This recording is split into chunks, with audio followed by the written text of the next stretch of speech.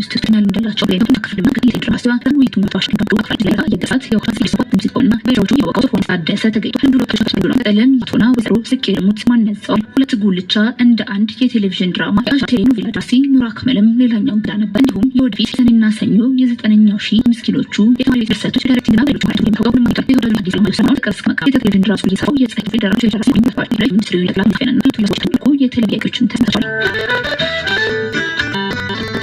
ባለፉት 18 ዓመታት በኢትዮጵያ ግዙፍ አገራዊና ዓለም አቀፋዊ ኩነቶችን ሲያስተናግድ የቆየው ኢንተራሽ በተሰደደው ሲመግባታና የማስፋፊያ ስራ እንዲመች የፈሰደመል የራሽ ደስታና የማስፋፊያ ፕሮጀክት ኢትዮጵያ ለማለትኛው ያለኝበት ወደ ጃካር ሲሆን በታውሌት ነው ሆነ ነበር በአካባቢ ተንተው የነሱ ግንባታ ፕሮጀክት ካልፈታ ፊልም ነው የተደረገው ሲሆን መንገድ ከዘነ ሲመጣ ማሪኞች ሀሳብን ለምን ተቆማጭ ሁሉ ምክራት በኢትዮጵያ አካባቢ አሉት መስጠት ነው። ይህ ግፋ አዳራሽ በ20 ስኩዌር ሜትር ላይ ያረፈና በአንድ ጊዜም እስከ 25000 የመያዝ አቅም ያለው ለግንባር ቀደም መሰብሰቢያ ስፍራ ነው።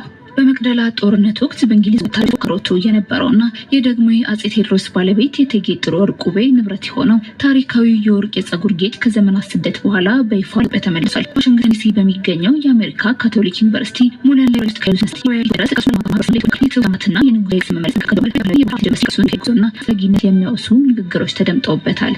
የሮያል ኢትዮጵያ ትረስት የቦርድ አባል የሆኑት አቶ ኒኮላስ መሊሎ ለስነ ስርዓቱ መግቢያ ካደረጉ በኋላ የልዑል ራስ ካሳ ኃይለ ሥላሴ ልጅና የትረስቱ መስራች ሆኑት ልዑል ኤርሚያስ ኃይለ ሥላሴ ቅርሱን በይፋ የመግለጽ ስርዓት አከናውነዋል። በዕለቱ ክቡር አምባሳደር ብናልፍ አንዱዓለም በቦታው ተገኝተው ንግግር ያደረጉ ሲሆን ታዋቂ ታሪክ ተማሪ አክራስተም ስለ ልዑልና ስርዓት ሁኔታ ተናግረው በልዑል በጥሩና ኒኮላስ ማለት ብዙ አልቢ ከሆነ ታሪክ ምሁራንና ጥያቄ በተገኘው ላይ ታይተዋል።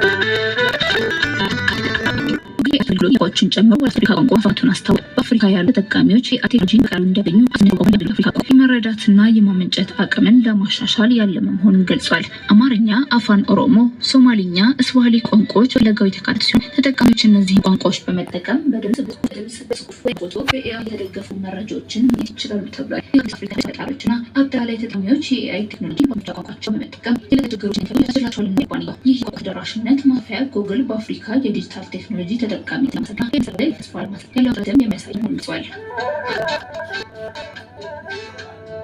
የነጥቦት ተጠናቋል። ወደ ቤተሰቦቻችን መልካም